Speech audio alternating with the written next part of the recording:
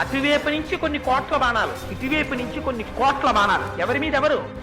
కేవలం రావణుడి మీద రాముడు, రాముడి మీద రావణుడు, అంతే. ఇద్దరే కొట్టుకుంటున్నారు.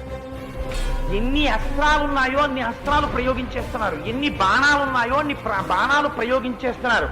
లోకం సంక్షుభితమైపోతోంది. ఎక్కడెక్కడి వాళ్ళు వచ్చేస్తున్నారు. ఆకాశం అంతా నిండిపోయింది. కట్టిక చీకటైపోయింది. గాఢాంధకారం. సూర్యప్రకాశం కూడా భూమి మీదకి అందట్లేదు. ఆ చీకట్లో బాణాలు మెరుస్తున్నాయి. అలా కొట్టుకుంటున్నారు.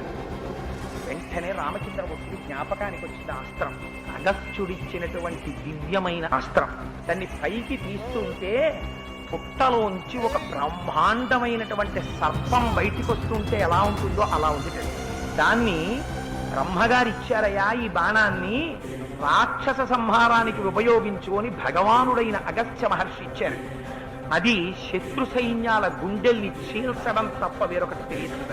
ఆ బాణం ఇంతకు ముందు ఎక్కడెక్కడ ప్రయోగింపబడిందో అక్కడక్కడ వెంటనే తేగలు, గ్రద్దలు, రాబందులు, నక్కలు, క్రూరమృగాల యొక్క గుంపులొచ్చి అవన్నీ తినడానికి కావలసినంత మాంసం పడేటట్టుగా శత్రువుల యొక్క గుండెల్ని బద్దలగొట్టినటువంటి బాణంట ఆ బాణం.